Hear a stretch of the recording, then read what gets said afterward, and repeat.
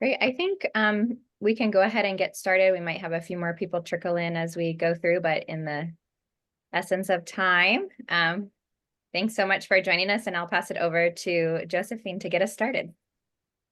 Thank you, Molly. Good evening, everyone. Thank you for joining us today. Welcome to Port Towns Sector Plan and Sectional Map Amendment Steering Committee meeting. This meeting is being recorded and it will later be posted in the Port Towns project website.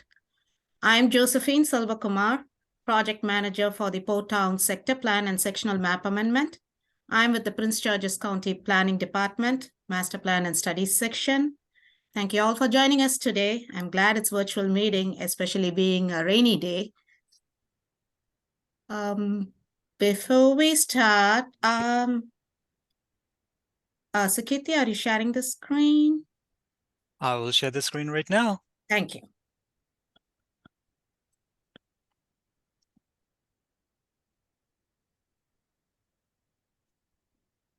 Let me know. Just give me a thumbs up whether you can see my screen. Yes, Awesome. we can. Thank you. Yeah, thanks, Sukirti. We can go to the next slide, please. So this is the agenda for the day. We'll start with the introduction, and then we'll give you a brief project overview and timeline. And the main reason we are here today is to talk about the steering committee, the mission, your roles and responsibilities, the level of commitment and the timeline. And we'll have a quick Q&A. And then our consultants have interesting questions to engage you to get your feedback. And then we'll talk about how you can stay involved and the next steps.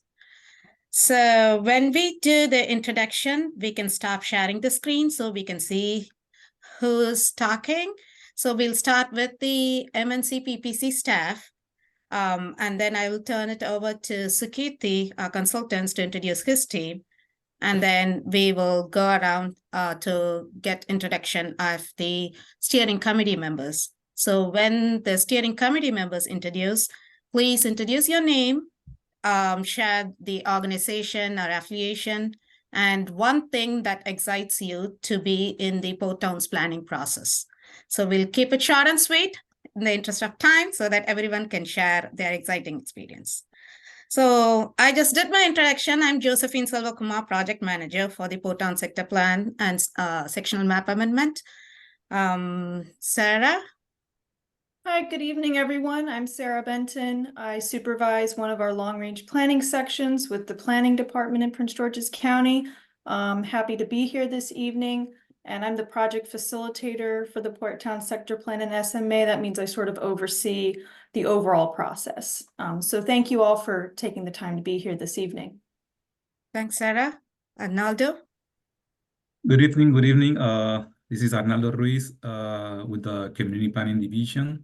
I'm the Deputy Project Manager for this sector plan. Thank you, Arnaldo. Emily? Good evening, everyone. My name is Emily Lutz. I'm a planner, and I am one of the core team members helping out with this project. Thanks, Emily. I'll now turn it over to Sukirti to introduce his team. Thank you, Josephine. Hi, everybody. Very nice to meet you all today.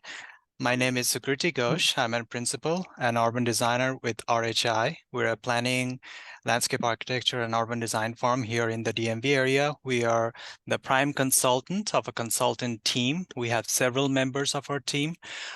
We specifically are looking at the land use, planning, zoning elements of the plan. And there are several members who will be joining us throughout the whole process. I'm the project manager from the consultant side, and I have been working on a daily basis with Josephine and the county to progress with the plan. As we move forward, we'll share the timeline.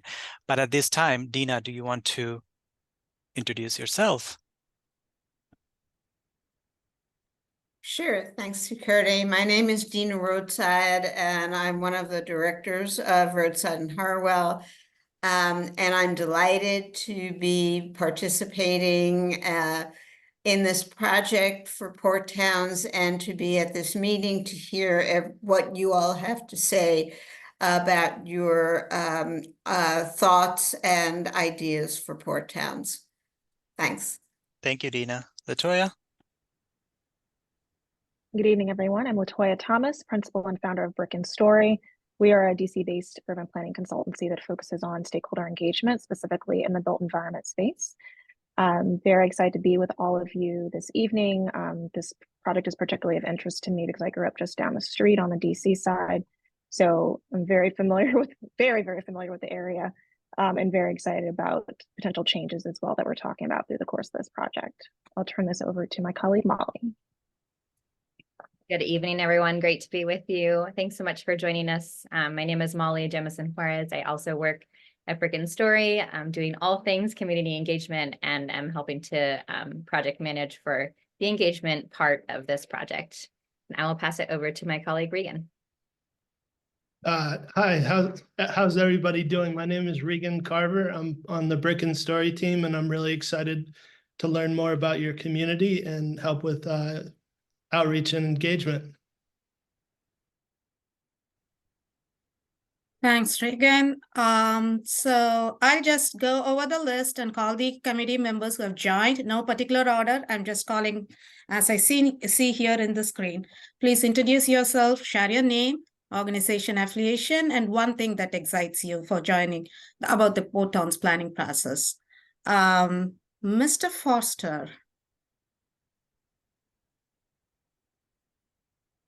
Hello, everyone. My name is Aaron Forster. I am a commercial real estate broker and property owner in Comar Manor. And I am most interested in learning how the sausage is made. I like the process and seeing how it's gonna pan out. Thank you. Thank you. Ms. Addison. Hi, I'm Reverend Gail Addison. I'm president and CEO of End Time Harvest Ministries. And End Time Harvest Ministries engages youth in the whole Port Towns Revitalization Initiative and has done so ever since 1997. This is our second time around. I'm so glad to see Denise, and I'm so glad to see Sam Parker, because we were all in this together. And the thing that I'm very excited about is that they gave me a charge to engage youth and families in the whole Port Towns Revitalization Initiative and Sector Plan. We have done that. Employment, we have employed or placed over 3,000 students since '97 in bbusinesses within the community and throughout Prince George's County. Graduated a large number of students from Bladensburg High School and some of the other high schools in the area. And what we mainly do is to make sure we graduate them academically and career and workforce ready, and engage them in community activities and events with our four municipalities, and just love and have the honor to serve our municipalities in all the things that they feel is important to them. Thank you. I'm glad there's someone representing to engage the youth. Thank you so much. Ms. Sawyer. Hi, I'm Amy Sawyer. I'm a resident in Cottage City. I'm very excited to be part of this process. I'm most interested in making sure that we can engage all of our community that may not have internet access, that may not be fluent in English, that we get kids involved. I also want to make sure that as we get into the historic preservation parts, that we're telling our whole community story. We tend to focus on the colonial times, and we miss the 10,000 years of the Piscataway and a really deep African-American history, as well as more recently the Latino history. So I'm looking forward to this. Thank you. Ms. Dennis. That you, Miss Denise Hamler? Is that? Yes, I didn't see the last name, Okay, I'm sorry. but I So know my name, we have exchanged emails, Miss Right. Dennis. Yeah. so my name is Denise Hamler, and I've been involved in the Port Towns work since the early 1990s, and I've lived in the community for about 35 years. Right now, I'm not with any particular organization, but I consider myself a community activist and an organizer.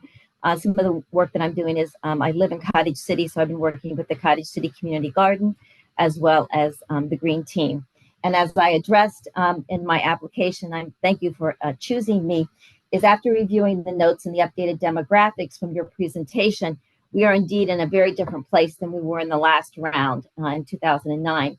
But the question that I posed in our planning and development of the Port Towns going forward is, why has there been significant economic development taking place in our bordering towns and communities and really has eluded us?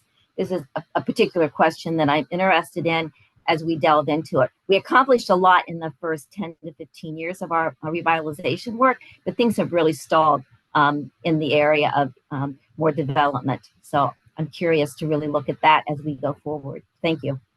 Thank you, Ms. Dennis. We can get into it when we do the Q&A discussions. Who else we got? Ms. Castelli, Anacostia Watershed. Hi, good evening, everybody. I'm Erin Borgeson Castelli. I'm the Senior Vice President, Chief Operating Officer at the Anacostia Watershed Society. We're located in the heart of Bladensburg, and the tidal river of the Anacostia starts right here where we are. Happy to be a part of this meeting. I am subbing right now, just so you all know, for my boss, who's the President and CEO, Chris Williams. He had a conflicting meeting at this time, but you'll see him in the future. We're both Cheverly residents, so we're also nearby residents and all of that. And we love the Port Towns and all the different folks we've met and been able to educate and recreate with and just get to know. So I'm just happy to be here. Thank you. Thanks. Who else we got? Miss Jackson. Hi, everyone. Thank you for selecting me to be on this committee. I have been a resident here in Cottage City for a while, and I'm looking forward to meeting people here and to walk through the process of supporting our community and making a difference and change to see where we can go from here. Thank you. Thank you. Mr. Levis.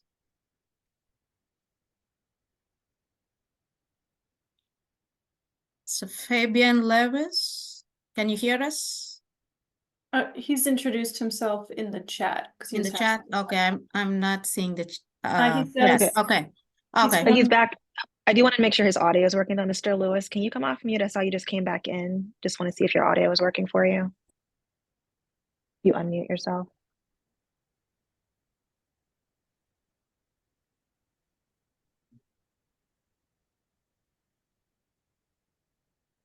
Not sure if he's hearing us. Okay. I'll message him in the chat box. We can keep going. Okay, I'll keep going. Who else? Michelle Hedgepath. Oh, hey, hi. I was trying to make it. Hey. There's usually 1,000 Michelles on a call. I'm sorry. Hi, I'm Michelle Bailey Hedgepath. I am the town administrator for the town of Bladensburg. I'm very excited about this process. What excites me most is that we're updating this plan and that we have such great community involvement, and we're just excited to be here. Thank you, Michelle. Rod Barnes. Hey, good morning or good evening, Josephine. It's been a long day. I'm Rod Barnes. I'm the town administrator for Edmonston. Like Michelle, I'm very excited to be a part of the process and looking forward to seeing what the future holds for the Port Towns as we continue to grow and expand and explore and protect our environment. Thank you, Rod. Am I missing? I am hiding. This is Greg Holcomb. Oh, hey, Greg. Yeah, please. Town Sorry. administrator. That's okay. Town administrator for the town of Colmar Manor. And I'm just excited to be part of the process. And, you know, I'm relatively new to the position, just only about a year and a half or so. So, but we're doing a lot of good things in Colmar Manor and the Port Towns. So I want to help help this move forward into the future. Thank you, Craig. Is Carol from Cottage City here? Hi, everyone. This is Carol Richardson. I'm the town manager for Cottage City. So it's good to see so many working on this to move us forward. And I see one of our two of our people, Denise and Amy. Great.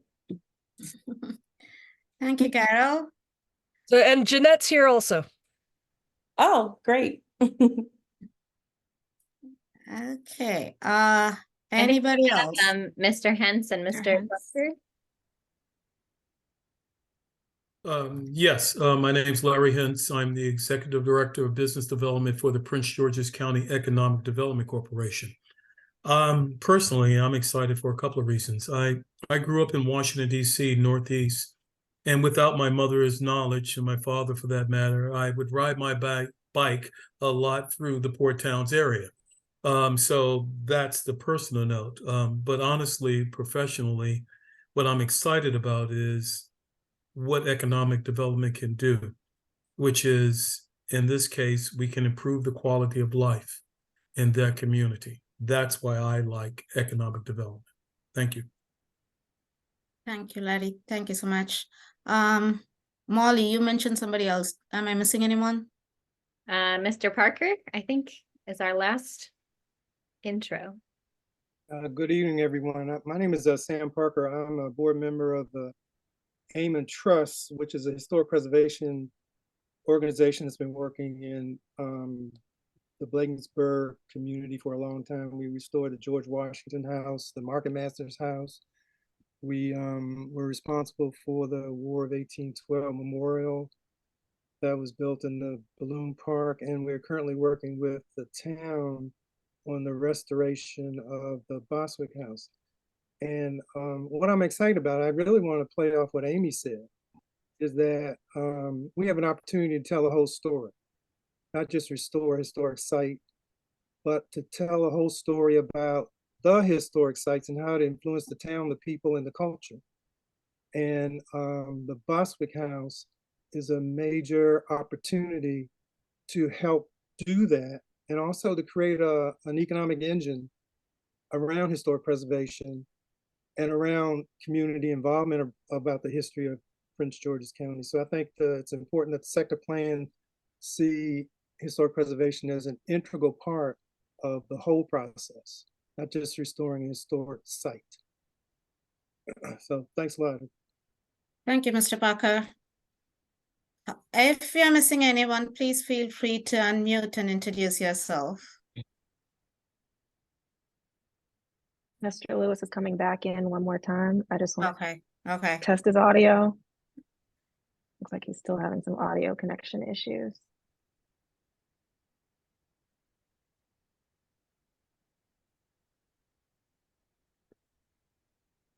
He did mention that he can hear us. Yeah, he Right. just came back in. I think he's still trying to reconnect. We'll continue. I'll be checking in with him in the chat box. We can introduce him and read what he wrote, which was he's from the Prince George's Revenue Authority. And he's just looking forward to how this project comes together. So thank you for being here. Thank you. Thanks, Sarah. Okay, we will get going with our presentation then.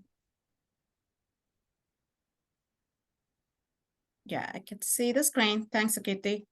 Awesome. So for those of you who joined us for the kickoff, which we had on December 6th of 2023, you would have heard us talk about the project overview and you would have seen the map. For those of us who are joining us today, in fall 2023, the Prince George's County Planning Department kicked off an exciting multi-year effort to develop a new Port Town Sector Plan and Sectional Map Amendment, SMA. The goal is to identify updated and achievable long-term vision, goals, policies, and strategies for the Port Towns area. And this sector plan will advance County's Plan 2035 by guiding growth and development. Next slide, please.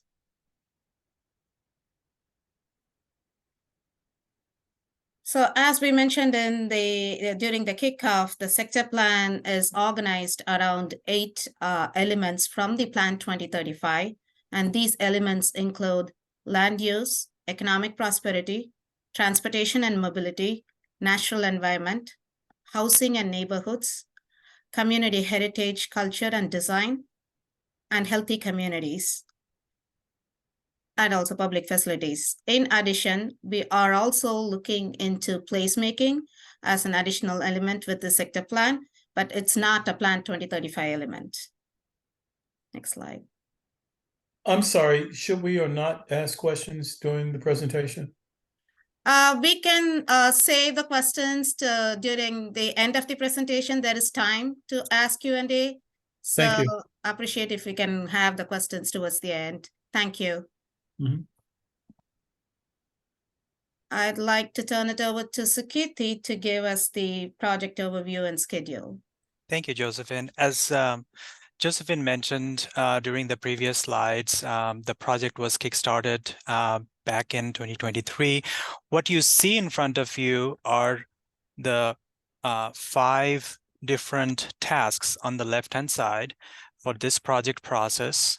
And then on the right-hand side of those 5 tasks is the timeline or the schedule of this whole process. So there are 5 discrete tasks are kickoff and outreach. We are kind of going through that process currently, supported by economic analysis, market studies. Number 2, visioning urban design and regulations is a big part of it. It's number 3. Another part of that process is transportation and mobility, connectivity between destinations and the parks and the neighborhoods. And with all of those elements, as Josephine mentioned in the previous slide, we'll come together and create a draft plan and a final report. Throughout this whole process is kind of a fall of 2023 to fall of 2024. As you can see in this timeline, we are in that January timeline currently in this kickoff and outreach process. As Josephine mentioned, we had a great community kickoff meeting. On the bottom of this chart with all of the colors, you can see the steering committee engagement. We have planned for 3 steering committee meetings. They are spaced out a couple of months from each other, and they are at strategic locations. They are planned at strategic locations before we go to the community or before we share the draft plan. We wanted to share the elements of the different deliverables and have discussions with you to get your feedback before we move to the next process. So it's more of a guidance process. So Josephine is going to talk about your mission and your roles in the next few slides. But underneath those 3 meetings, you can see there are many other opportunities for you all to participate. There are 3 community meetings. One we are planning in the middle of March, followed by another one in May, and then the final one in the August, September after school opens. In between those, there are stakeholder focus groups. So you're more than welcome to attend these public meetings, these community meetings, and you will get invitations and information about those meetings. Thank you, Sukirti. So when we sent out the invitation for this meeting, there was a document that was sent along with the invitation that elaborates the mission, the purpose, and the roles and responsibilities of the steering committee. And these are just some of the highlights. So the mission and the purpose is a crucial part of the sector plan development includes community input and collaboration through various channels, one of which is the steering committee. As you heard in the introduction, we see how diverse the group is. And the invitation was sent to the steering committee members to include community residents, stakeholders, nonprofit organizations, and practitioners who will advise the project team. So you are going to be an advisory board, and it includes volunteers and experts. You are going to be a liaison helping the planning and design team that includes the MNC PPC staff and the consultants. So you, the steering committee, you're going to help us in identifying outstanding issues and community desires. And you're also going to assist us in developing goals and policies and strategies. So this sector plan is the voice of the community, and you are going to help us develop goals, strategies, and recommendations. Next slide, please.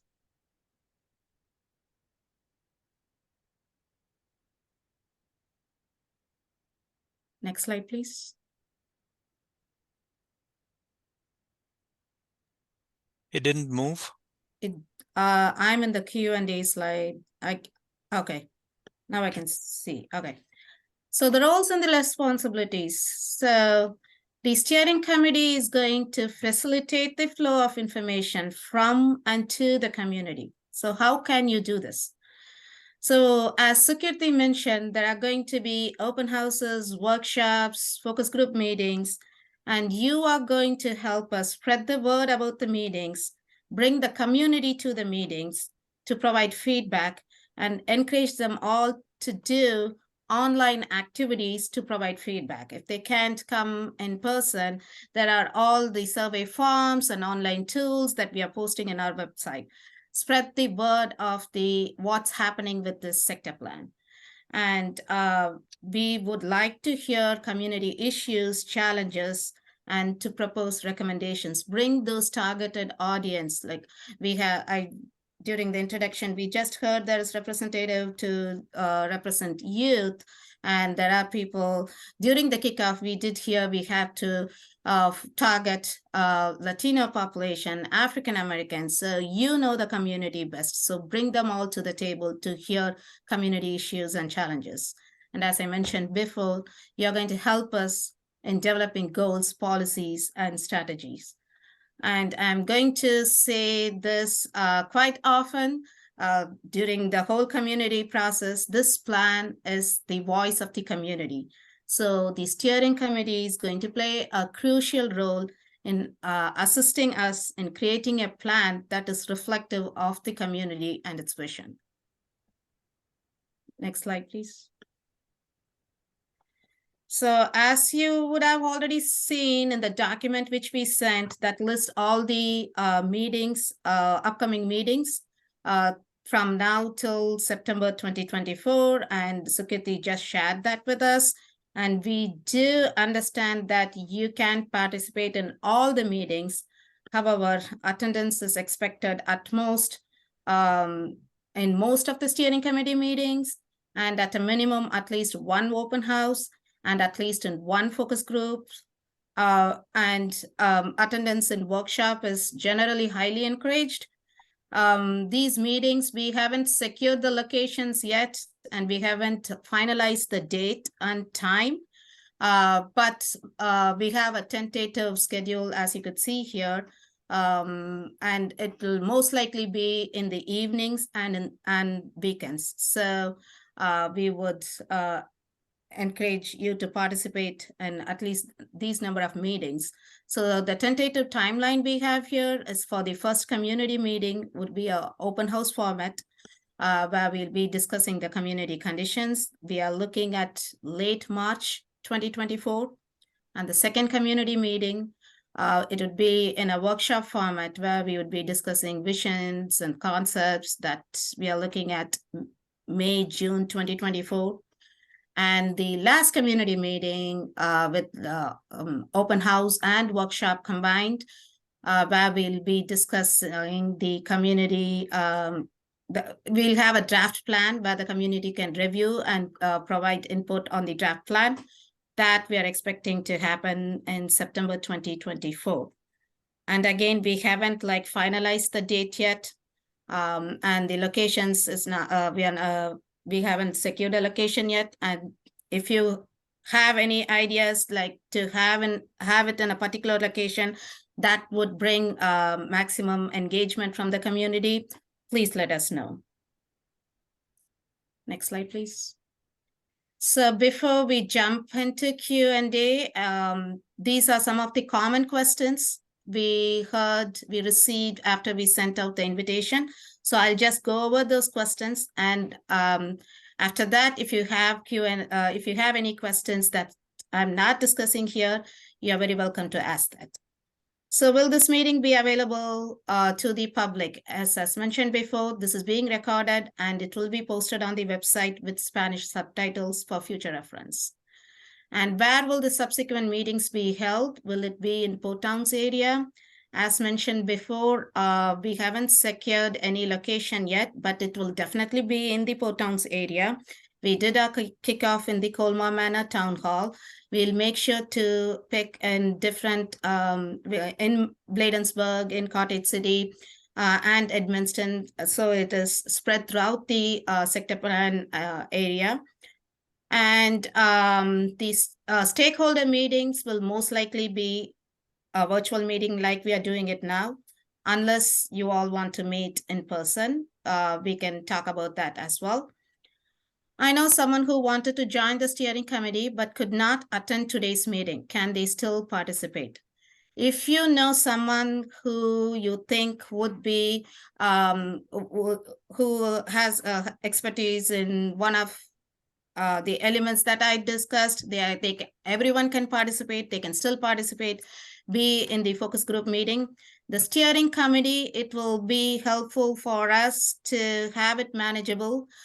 So if you still feel there is someone, key person that we are missing, please let the team know. We have our email ID here, porttowns@ppd.mncppc.org. So that's, and if you have not already, please go and sign up to our webpage. That's where you can get our future upcoming meeting updates and everything. And all these materials, the documents which we shared with you when we sent the invite, and this recording will all be posted in our webpage. So again, this is kind of bleeds from the question which I just read. There are some key members in the community who will be valuable for this plan, but I don't see them on the committee now. That is okay.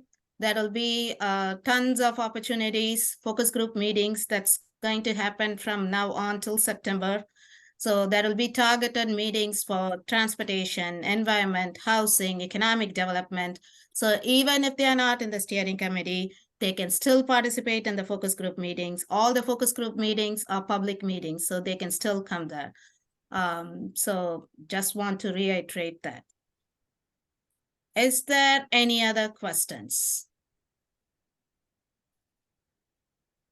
Yes, there was something I needed clarification on. I believe it was slide number 2 or 3. It had to do with that one there. I understand what most of these actually are meaning, but I would like some clarity about when you say economic prosperity, what that looks like, and healthy communities, those two particular, please. Because that's left for interpretation, very open to me. Oh, right. So economic prosperity is economic development. We'll be looking into the consultants are assisting us looking into market analysis, looking at the economic conditions. So we did do existing conditions analysis, which is available online for you to see. So we did the current market analysis, what's there. We looked into the retail and we looked into the current situation, and the consultants are also going to look into the market conditions. And there is going to be an analysis done with the prior zoning, what was there, and with the new zoning. So with the new zoning, how the current market situation can help to spur redevelopment and also help what's already there, existing commercial development there. So that will all come under economic prosperity. Thank you. And when you refer to healthy communities, what are we talking about here, please? Healthy communities, we'll be looking into grocery stores, food, and all green efforts that is going on with the community. Our existing conditions looked into all the eco efforts. I know Edmundston is doing, Bladensburg is doing, what's all there with related to healthy food and options to healthy food, what's available there. All the existing things are analyzed. with the plan recommendation, it would be what's there and what can be proposed that would help the community. Thank you for that clarity. I greatly appreciate that. I do Sure. have one more question, which is, I'm paraphrasing, but you said what this steering committee will do is communicate the community's vision as to what they want. Am I correct about that? Mm-hmm. Yes, you're All right. yes, that's correct. So my question is, how, if possible, how would we handle, or how should we handle if a portion of the community's vision would be far beyond obtainment, even by 2035? So that And is I have nothing in particular. I'm just trying to understand, are we just exclusively communicating what the community wants, or do we take that, interpret it, and help them reach those goals regardless of the time frame in which it takes? That's what I'm trying to understand. that is why we have the steering committee, which is a mix of stakeholders and community members and experts and local community organizations. So everyone can have goals. It can be realistic and unrealistic. So the stakeholders and the agencies and partners who can collaborate and work to make that, to implement that goal is something the stakeholder might know from what they are hearing from the community. So that is why we want to have a diverse group of a steering committee to help us funnel all that you hear from community to help us create a successful plan so that we can split that into short-term goals, long-term goals, and we know what is implementable. All right. So what I'm hearing from you, it's okay to think strategically long-term, but it should be based on some sense of reality too. Yeah, Thank that's you. true. All right. That's true. Thank you. Thank you very much. Oh, sure. Thank you. Josephine, I just wanted to follow up. I put a link in the chat to our website to learn even more about the elements if people are interested in kind of seeing how we define it in further detail. Oh, that's great. Thanks, Emily. I see that Okay. Amy has a hand raised. Why don't you come off mute and ask your question? Hi. Hey. So I had a question about stakeholders. One of the stakeholders that is not here is CSX and the railroad tracks. Having the tracks here influences every part of this plan moving forward, from transportation to healthy communities. Will they be brought into this at all, or are we here to maybe offer them some suggestions? My understanding is that they're not very open to discussion, but we need to do something about the railroad. You can send us their contact information, and that will be transportation focus group meetings. It would be great for them to sit in the meeting. We will send all the invitation and materials to them. And if you know them and personally, you can talk and bring them to the transportation focus group meeting. That would be great. We would love to have I them. definitely, yeah, I don't know them. Okay. I'm sure there are people in the community who may have contacts. I know I can pull together what I have, but I don't know them personally. I don't know, Denise, if you have any contacts with any of the work that you had done on 38th with the tracks there. So we were in a meeting last night in which Wanda Wheatley from Commissioner Chair of Cottage City said that they were in dialogue and they were moving in a positive direction. And I don't know what that means. So we might want to ask Carol Richardson from the town of Cottage City if there's any more movement. There was a stakeholder meeting after the derailment in Hyattsville. Okay. Yeah, I can provide some contact information. Okay, thanks, Carol. Okay, that'll be helpful. So we will make sure to include them in the upcoming meetings. Thank you. Any other questions? Yes, Denise? Yes, thank you. So I see that prior to this meeting, we were supposed to do 3 things, and I admit I did not do these 3 things, but I had a question.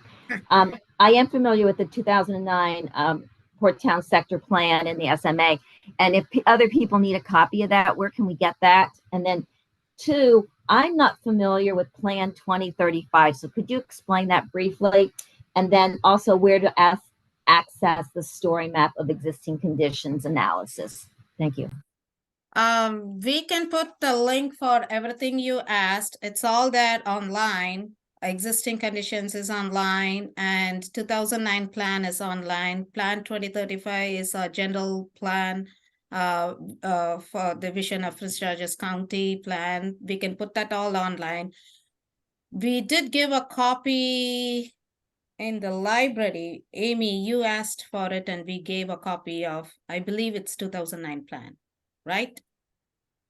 I haven't checked, but I believe you that it's there. Yes, that was yes, at the that is- Bladensburg branch. Yes, Yeah. that is a hard copy in the library, but they are all available online. But I'm just thinking if there is any other copy, we can give it. I can circle back with you if we can give it in the library, but they are all online, and Emily can post the link for all those. I think, plans. Josephine, I think it would be helpful once the meeting is over, we are going to send a thank you note to the steering committee members with the link to this recorded video. As a part of that, we're going to be sending the questions that we're going to be discussing next. And along with that, we'll send the links to all of those plans. If Denise, if that's okay with you to get the links, if that's okay. If you don't need a hard copy, we can do that way. Right. Thank you. And I have access to the CDC office, and I think there's some extra copies there of the sector plan. So I had one other question, and you alluded to this, Josephine, is that some of us were involved in the rezoning process. So I guess I'm a little curious about how the rezoning is speaking to this new sector plan as well. So as part of the sector plan update, we would look into zoning of all the properties too. As you mentioned, you're aware of the CMA, so which means that you know there is a new zoning effective since April 1st, 2022. So some of the properties are changed to a new zoning. Mainly the MXT has been changed to new zoning.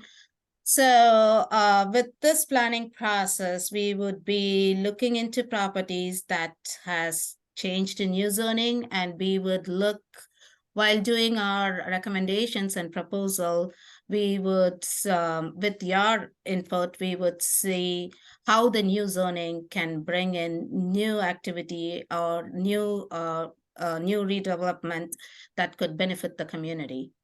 So that's what we'll be doing, looking into properties for rezoning.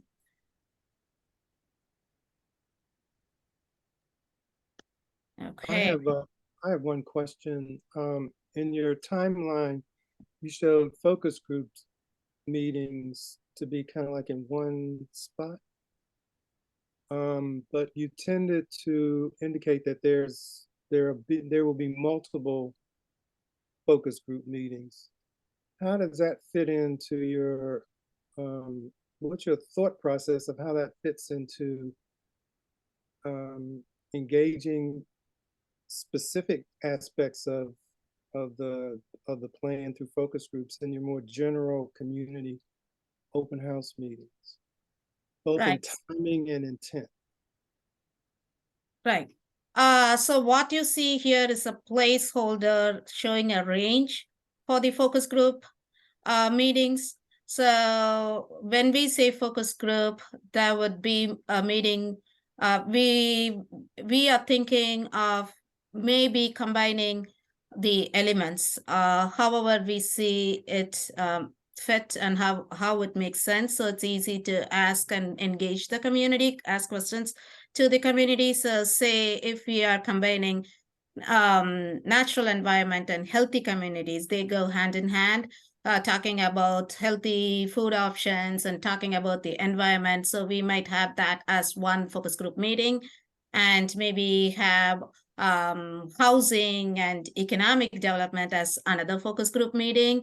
So also maybe tie in land use and zoning there, because while talking about economic development and housing, we might as well, it would be relevant to look into land use and zoning. So we might club that all and have it as one focus group meeting. So when you see a placeholder here as June stakeholder focus group meeting, it would be sometime in June, July, but then we would have all these individual elements focus-based focus group meetings, and we might combine the elements, how it is relevant and how we see make sense to fit, so that if the topics have similar things to discuss, those topics might be combined together. So that's the idea. Had you thought about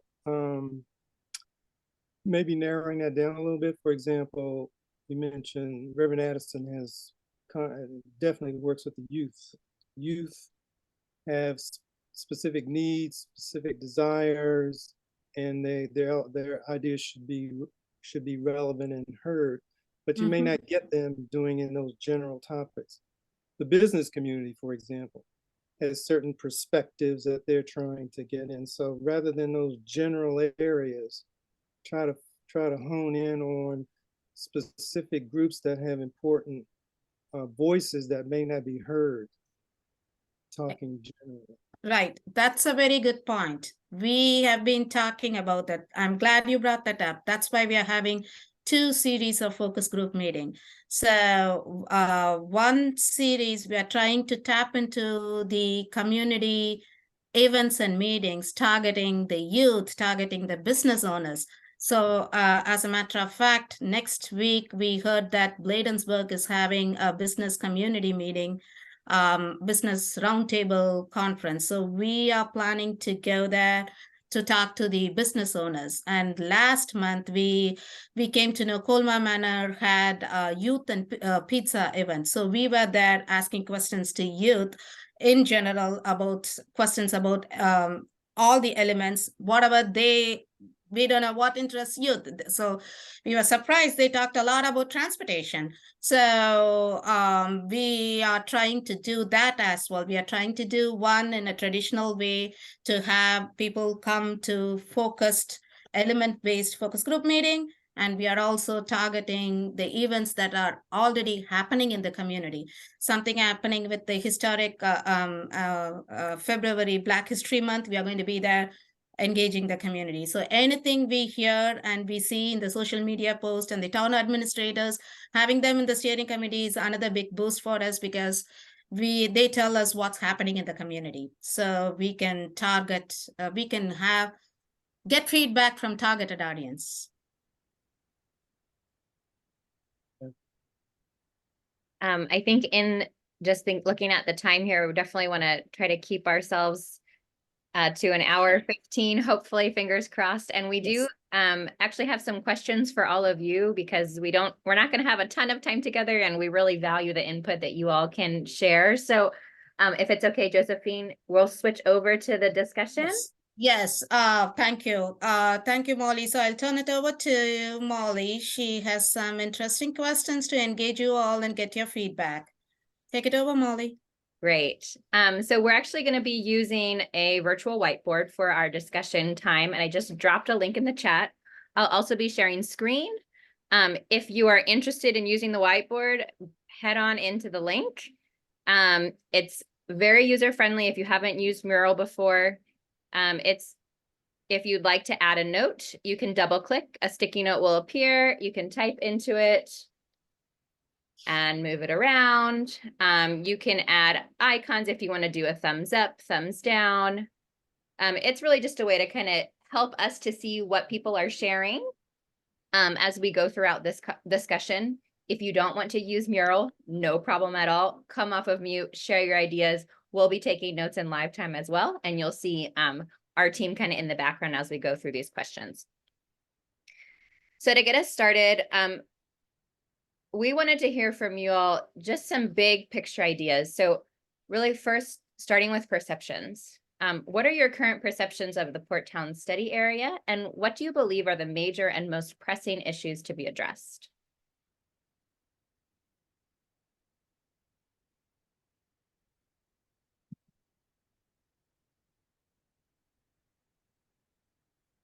And please feel free to come off of mute and chat away, and we will add your notes to the board. Or you can also add thoughts to the board yourself.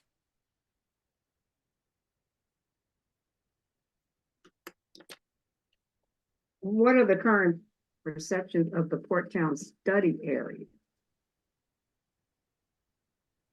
What is the study area? So the area on the map. Education, the education areas, or what are you talking about? So we're talking about the 4 towns that make up the Port Towns study Okay. area that was on the map that Josephine originally shared, and it's also here. So thinking about the 4 towns and kind of this area that we're committing this study to, what are your perceptions, or what are people's perceptions of the area, and what are the most pressing issues? I have one. I think the area lacks growth, and I don't mean growth for just the sake of growth, but sensitive growth that's relevant to what the Port Towns are all about, what its history is all about, and where it wants to go in the future. It's stagnant. If you look at everything else around it, Hyattsville, Riverdale Park, all the other small towns west, they are experiencing a significant amount of energy and growth that I don't think the Port Towns can quite figure out how to get. It's stagnant. Economic growth is stagnant. Thanks, Sam. I agree completely with Sam. I had mentioned that in my comment. This is Denise. That, you know, why is it that the economic development has eluded the Port Towns area? And the other thing is, with the rezoning, I think we were all anticipating that there could be zoning that would be more advantageous to economic development that benefits the whole community. For example, this is just a small point. There are 23 automobile-related businesses between Eastern Avenue and the river on the Cottage City side.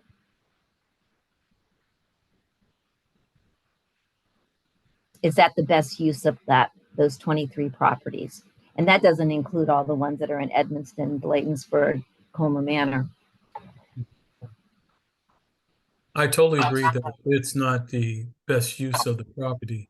But when it comes to the question of what do you believe are the major and most pressing issues to be addressed, I'm going to say it is capital.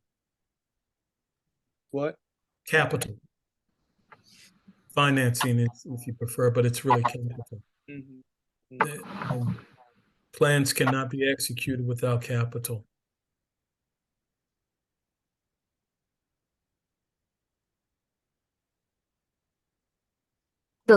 So that's interesting. Who isn't? I was looking at this. Who isn't at the table? So who isn't at the table are funders, whether it's banks or, you know, economic development engines, community development, you know, banks who can help guide funds into our area to develop more businesses that meet the needs of the entire community.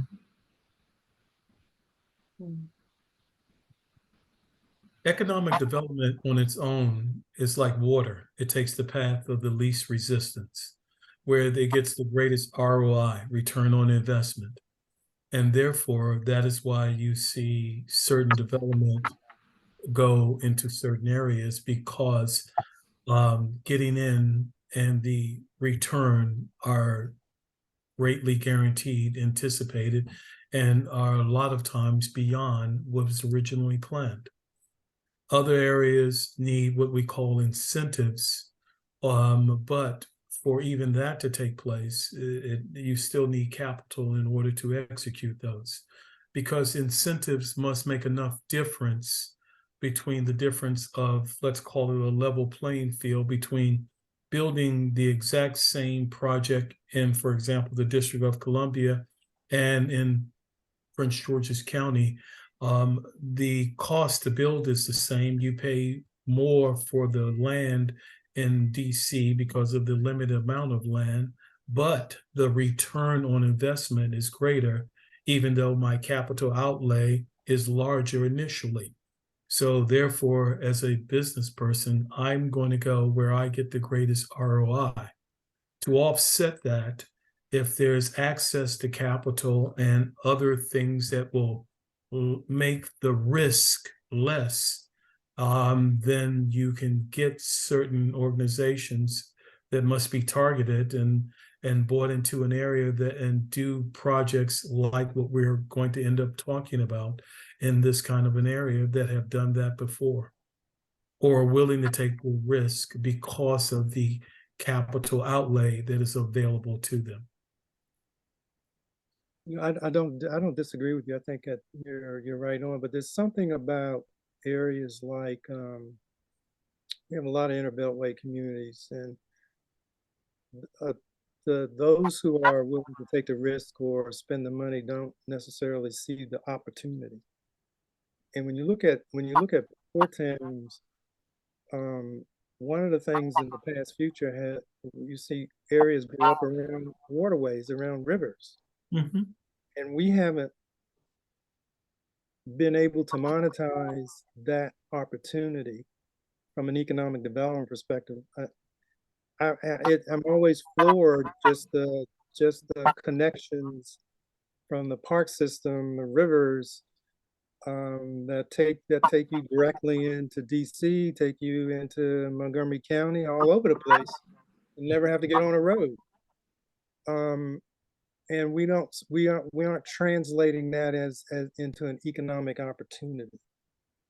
That's a very interesting idea of the transportation using the waterways, and if that could be coupled with development along the waterways, right, now you have something that is possible.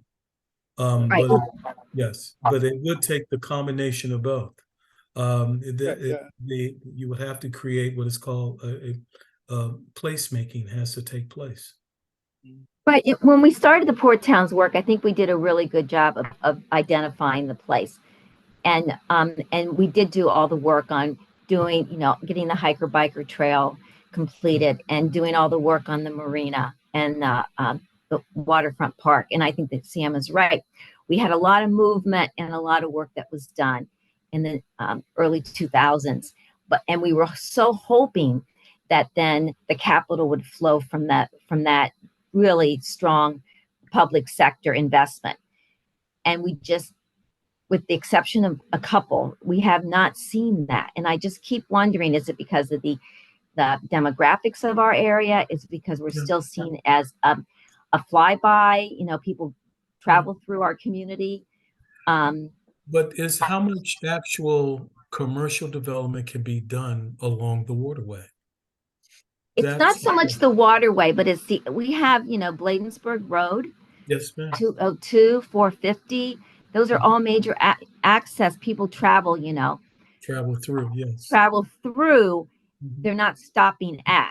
I mean, Correct. Although we do see that the waterfront park is one of the most used parks in the park system. It's what Sam was saying. Around that, instead of having a pawn shop and across the street, can't there be a nice restaurant across the street? Can there be bike shops? I mean, there's a whole lot of, should there be coffee shops in this area? I mean, if we look at what's happened to the Rhode Island corridor, the Route 1 corridor, how do we mimic that over on the Bladensburg Road corridor? That's a perfect example. It's a perfect example. Because what Rhode Island Avenue has is two basic things. One is to increase what we're talking about, our amenities, when it comes to retail, restaurants and things. You need both a high density of residents, which I don't know the total population, but that gets close. But you also need a daytime increase influx too, especially for a restaurant. And what has taken place on Route 1 between the courthouse, the various other, the university, and those things in between that feed off of those, and the high increase of density of just multifamily along that corridor, it allows for that kind of opportunity. A simple example is a restaurant that has 100 seats in it, and it's open 6 days a week. 5 out of those days, it needs 300 people to go in there to be seated, 100 for lunch and 200 for dinner. 1 table turned for lunch and 2 for dinner. Now, the question is, where can a restaurant go that seats 100 people in Prince George's County? And if it's open 6 days a week, 5 out of those 6 days get 300 plus people in there in order for the restaurant not to get by, but to be profitable.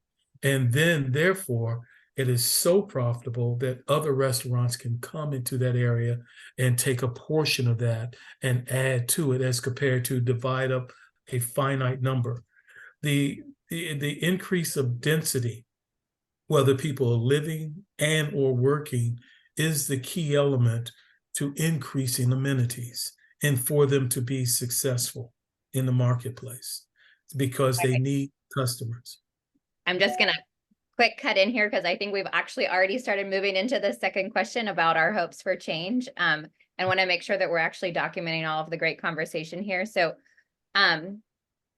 question number 2, how would you like to see the area change in the next 5 to 10 years? I think we've already started throwing out some ideas. What changes would you consider to be positive impacts for the area? And I also just want to encourage us as a group, if we can try to let all the different voices be heard. If you've already had a chance to speak, maybe let a neighbor speak first and then come back online. But let's chat a little bit about what are these hopes for change that we see as a community.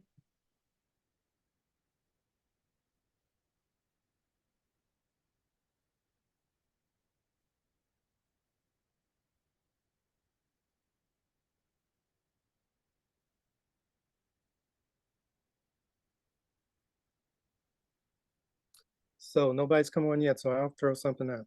Go for it. A project that we're working on, and that's Boswick. Boswick is almost 8 acres. It has the opportunity to be a catalyst for not only the historic preservation of the property, but also as a community use that could also create an opportunity for some commercial use. We really don't know. It's also gonna even think about maybe some housing on some portion of that property. So it's how the town owns it, which is a big hurdle. Land ownership is a big hurdle, but it also has to be integrated into some of the things that we're talking about, some of the things that this gentleman was talking about. You just can't do it all alone and not think about how it interacts with the rest of the surrounding area. But that's a perfect opportunity right now that has the potential of drastically changing the image of the town, not just as a one place, but how do you integrate all of those things into the rest of the town? How do you get people to realize that there are other historic structures that were built in the 1700s that people all over the country go to historic sites?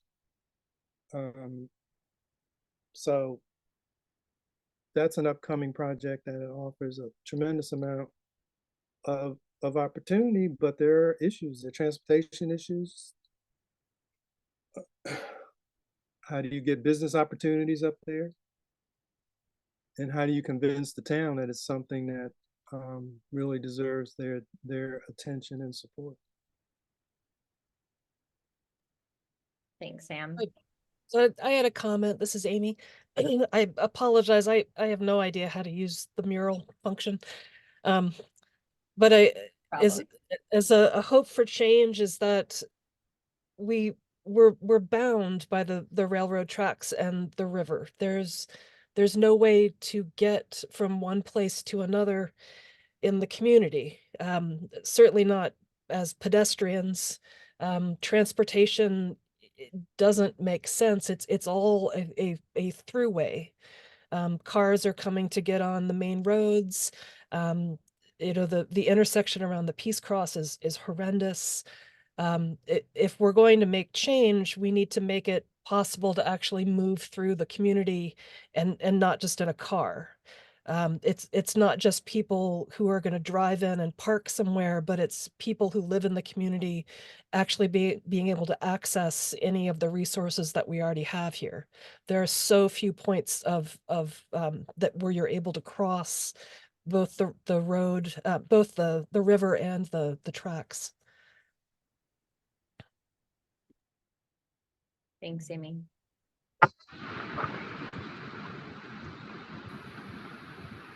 So this is Denise again. One of the areas that we had really high hopes for in the past has been really looking at our aging industrial parks, which really need a lot of attention.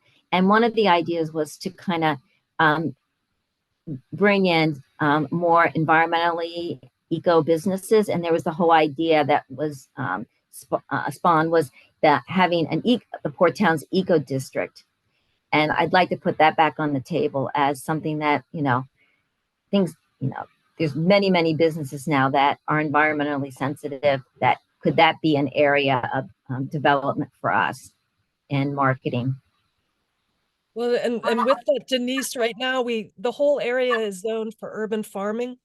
Any of those flat roofed buildings could be retrofitted and we could have a massive urban farm, vegetables, native plants, with Eco City Farms there and Chesapeake Natives so close. Prince George's County has in their rain check program, they'll give up to $20,000 to pay for that retrofitting. It's a huge underutilized space. I wholly agree with the eco district. I think that would be absolutely amazing and would help with stormwater management, which is one of our biggest problems. And we have Community Forklift, which is, and I admit I just went off the board and I've been there since the beginning. I mean, that's just an amazing local business that provides a range of opportunities in the metro area. So, developing other businesses around that. The Eco City Farm, Community Forklift.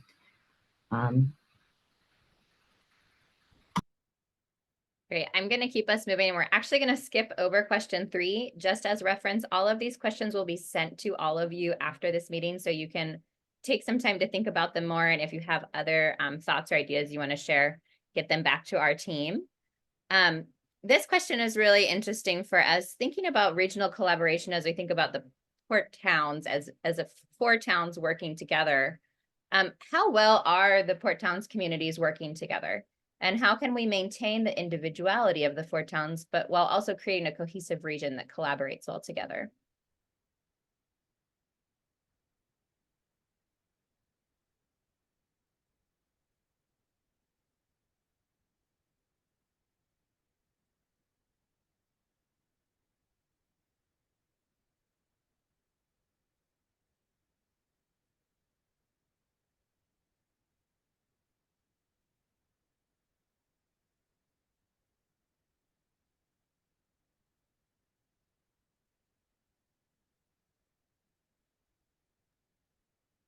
So I think I could chime in a little bit on this one. From the government side of things, administrators have been meeting to discuss just ways we could work together, ways we can save money, equipment purchasing, things along those lines that aren't necessarily, they're things we all have to do, but it's really expensive to do on our own. And then, some of us have access to better resource or more resources, I should say better, but more resources because of population size and whatnot. So I think that kind of ongoing thing, at least from the staffing side of the government, kind of works. The Port Towns elected officials still meet together on a quarterly basis, and I think that's very helpful. But then you know, the individuality, I think each town still has their ability to try to make their own, you know, their own mark. I know we're about to enter, we just received a grant to redo all of our street signs. And one of the goals out of that is to give it a unique look when you come through Colmar Manor. And part of it is so you know you're actually in a place called Colmar Manor, because otherwise, you know, people don't realize that they're there. You know, it's the drive through thing. It's, oh, I didn't know there was a town behind the shopping center. I get asked all the time, is this actually a municipality or is this an HOA? You know, things like that. So having our own unique identity is helpful, but then still working together as a collectively towards, you know, the common goals is very important. So at one point we had Port Towns flags all up and down Bladensburg Road, and those don't exist anymore. So that was, once again, identifying a place, an area. And is that something you'd hope to see, something like that come back, some kind of branding across the 4 towns, or not necessarily, Denise? Well, being someone who's been at the table for a long time, I don't know. I don't know what the community wants anymore. I mean, there's clearly 4 towns and each town has their identity. And we were always hoping that each town would maintain their identity, but there would be that, just like Greg was saying, there would be the group working together to make us stronger. I mean, a town of 1,000 people can only do so much. A community of 13,000 can do so much more.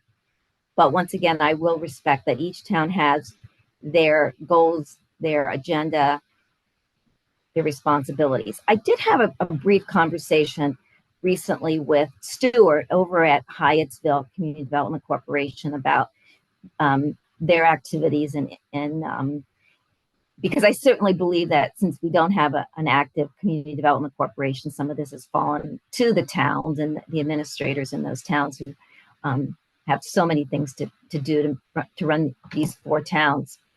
And he did mention something about, you know, that, and this might be something that Sam was alluding to. When you have the port towns, we have to remember what the intention was. And it was that we were a collaboration and we were working together. And when you have 4 towns and different emphasis, it is really difficult to move forward on large projects. Now, we had success on some of them, which we, you know, the low-hanging fruit. We got the railroad overpass, and we got the new schools built, and we got the waterfront done, and we got a lot of the streetscaping done. But now they all need to be redone because things only last so long with all of the traffic that. And Amy alluded to the issue around the Peace Cross. That was clearly an area that we wanted attention to, and nothing ever happened. We had a whole restaurant, entertainment area that was identified there. Well, we don't have that. We still have a pawn shop. We have empty buildings. We have Ernest Mayer. There's just, it just looks like an aging industrial park as you whiz through some of these areas. So I don't know. That's one reason I want to be at the table again. I'm willing to put the energy out to have these conversations. And I think the economy is different. We did hit that recession, which really put a lot of projects on hold, as what the Revenue Authority was speaking to. So, you know, I don't know. And now we have the rezoning in place. I think that, you know, asking Maryland Park and Planning to really seriously look at some of this stuff and help us think about this in terms of a market analysis and where the money is going and what can we really do with some of these properties in our commercial area, and that's the industrial, that's the retail, and that's housing. You know, we still also need affordable housing in these areas. So that's my 25 cents worth. Thanks. We all agree that regional collaboration is important, and it could be effective. But I'm curious, does anyone have a theory on why? I heard Ms. Denise talk about things were moving forward and then over time they fell off a little bit.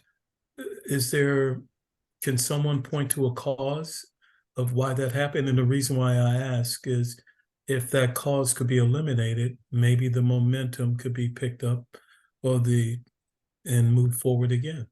That's why I ask. Every day.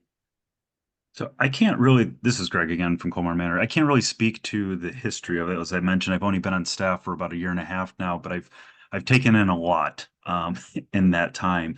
And I think one of the issues that I have seen is that a great example is my position. I'm being paid out of ARPA because Colmar Manor couldn't afford a town administrator, and they haven't had a town administrator in about 15 years. And so, in that time, there's been, two or three different mayors. And so I think the momentum gets lost when one of those mayors steps out. And then you have a new council can change every couple of years because we're such a small town. We have all of our council members are up for election this year, and I know of a couple of them that aren't running already. And so my council is going to be completely new next year. And what their thoughts are on the port towns is beyond me, because I don't know who's running. And so I think that is a lot of, at least from what I'm viewing, is there isn't a lot of things that are carrying forward that kind of commonality. I think that's where the Port Town CDC came into play. And that, in itself had its financial problems and then leadership problems and is where it's at. So I think it's just kind of a cohesion around, there's nothing to keep that ball going and that ball rolling, so to speak, and keeping the cohesion together. If it weren't for Rod, Michelle, Carol, and myself forcing ourselves to have meetings together to discuss these, the issues about the port towns when it comes from an administrative standpoint, we would probably be operating slightly in a silo until we needed each other for something. But we're saying, no, we see this as an opportunity for the towns. How can we help each other out? But what happens when I get a new job, or Carol gets a new job, or Rob retires or gets a new job, or, we all four of us leave at the same time, what happens then? Exactly. I mean, Rod, you might also, comment on this since you've been an administrator longer than the rest of the administrators. And also I want to point out that there are no elected officials on this steering committee, which I was noting who's not here. Now, Mr. Forrester's here and he's a business owner, but there's no other business owners at the table. Sam's representing AIM and Trust. There is no active Community Development Corporation right now. They're working on it, but we'll see. Reverend Gail's been involved for a long time, and her work is very successful, but it's kind of outside the purview of economic development per se, or the towns. Thanks for noting that, Denise. Yeah, and we did have these couple other questions that really started to get to who are the other key voices, and also how do we create a meaningful and full engagement process during this entire plan. We really want to make sure that all of the different representatives of port towns get the opportunity to come to the table, and so we'll be sending those questions out by email. For the sake of time, we're actually going to pause the discussion here because I want to get everybody back to their evening by 7:30. We really appreciate your insight and your thoughts, your ideas. They will be shared with the full team, and we will be following up. So feel free to send other thoughts and ideas that come out of this. And like we said, please continue to help share the word and help us think about how we really make this a meaningful process.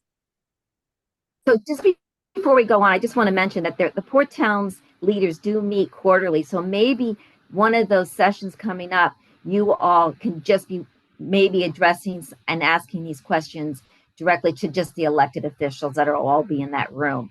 That might be helpful. So then we would hear. Sorry, didn't mean to intrude. Finish your thought. Now, are you talking about the quarterly meetings that the towns have? Yes, Josephine.